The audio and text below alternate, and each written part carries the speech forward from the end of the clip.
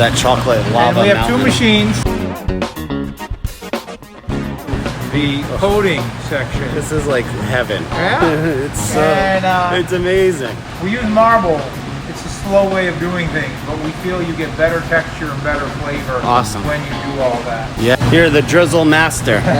One of a few. Coconut cream section. And then it has to cool. And it takes 5.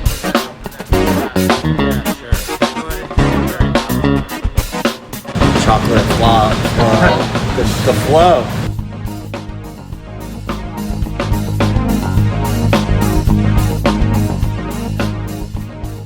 Hey guys, what's going on? Zeke Man here. Today we're checking out Fascia's chocolates.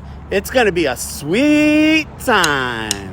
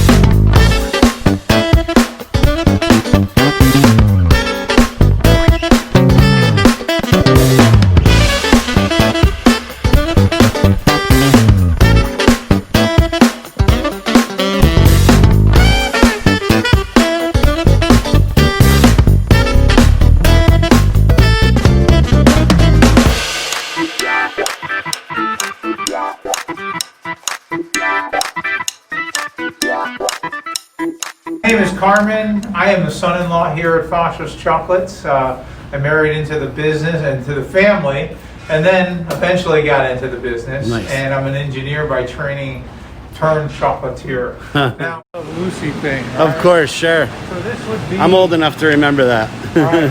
This would be that machine. Oh, wow. Our very last tray. So these are coconut cream. Yum. So we formulated the coconut cream center.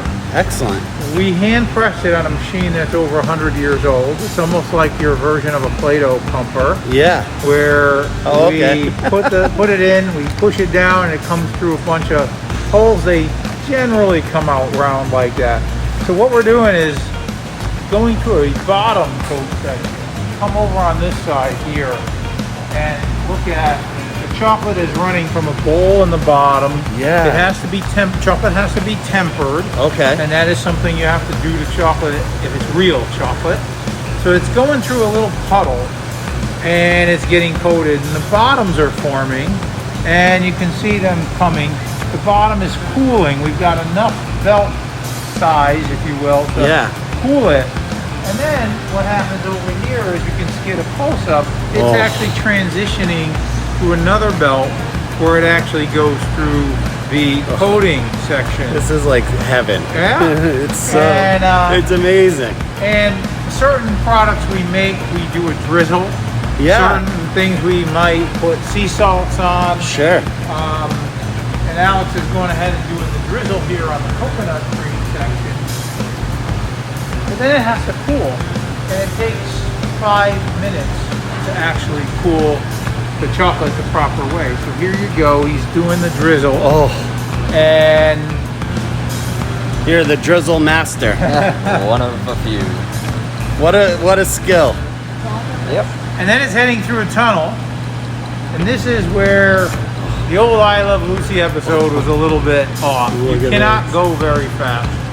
You have to cool for at least 5 minutes. Okay. There's a 20-foot long tunnel that this is going to go through. and therefore it's only going 4 feet a minute. Okay. You do the math, right? 20 feet, 5 minutes, Yeah. 4 feet a minute. So once it's heading through. That chocolate lava And we have mountain. two machines. One's dark, Yum. so we don't have to change chocolate. So here you go, and down this end, yep, you get that view. I'm trying to stay out of your way.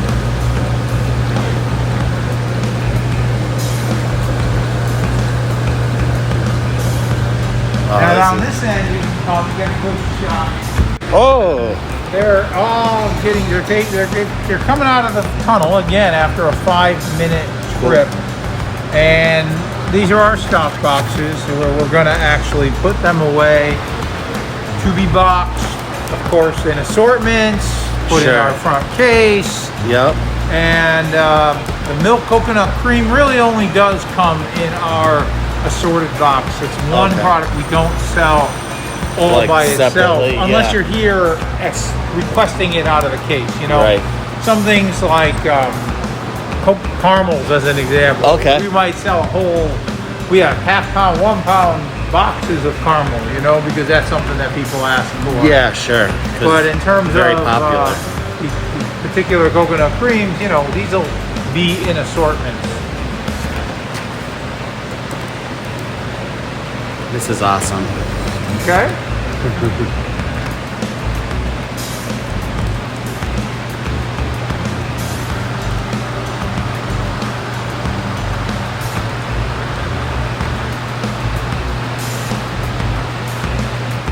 Is under this little cover is caramel, and this caramel was poured yesterday afternoon.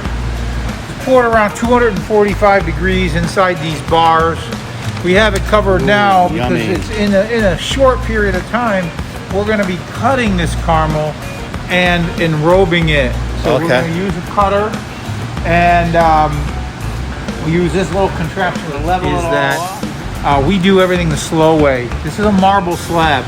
If I want to cool this very, very fast, Yeah, I'm going to put water on a metal table. yeah. We use marble.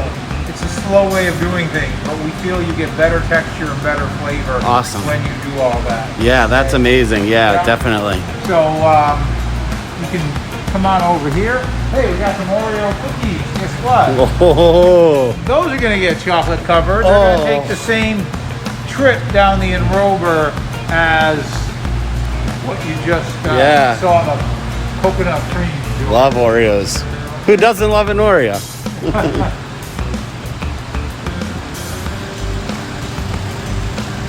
So these machines help us keep the chocolate tempered, and you can see a funnel and a scale, and that's exactly where we would have funneled out of the. You take the chocolate from here in a funnel, Yep. the stick in the funnel, and we would actually funnel out the chocolate into a tray. Yep. We have a scale right there, and here's an example. The next thing we're going to be doing is we're going to be doing a little snowflake with these red and white nonpareils. That's Nice. why they're all set up. That's another job that will be done a little bit later. Nice. Okay. Chocolate flow. The flow. Yeah, it's going to stay. Again, tempering is the important thing that you have to do to chocolate. Yeah. Okay.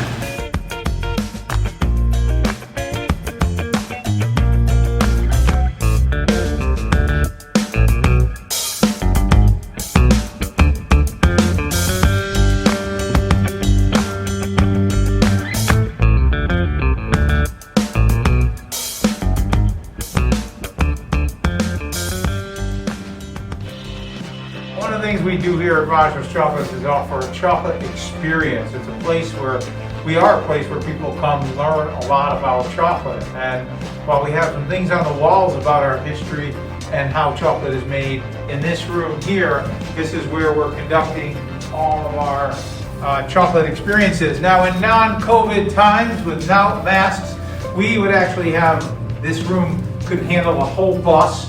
We've had trains stop here, we've had buses stop here. Right now, we have socially distanced tables, where people make a chocolate bar and learn all about chocolate.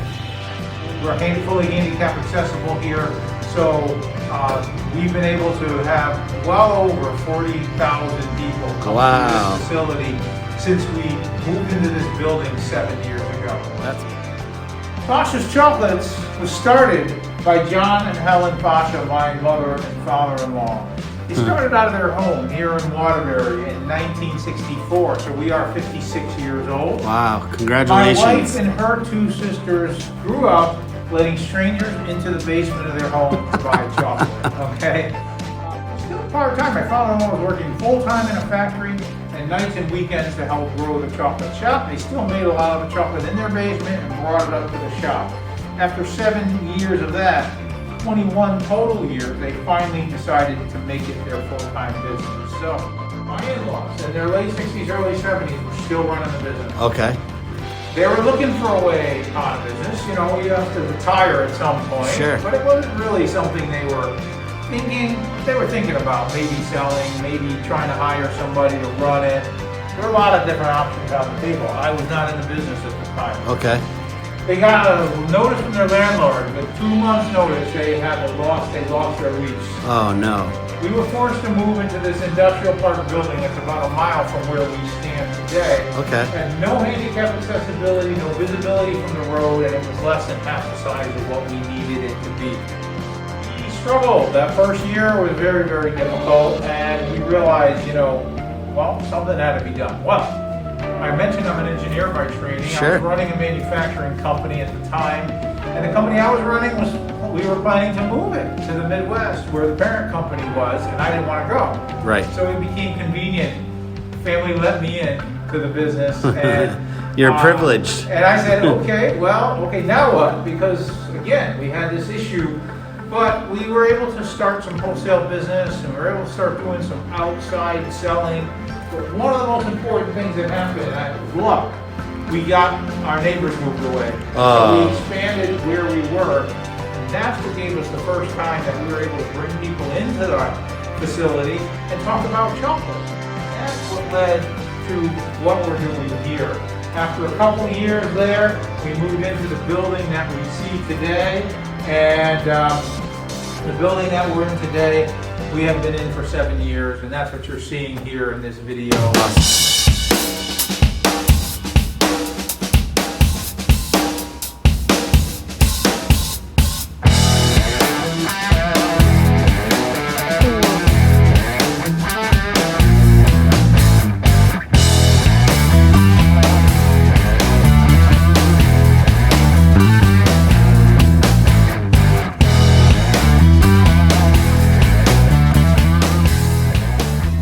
Thanks for coming. All right. Thank you, Kristen. Have a great day.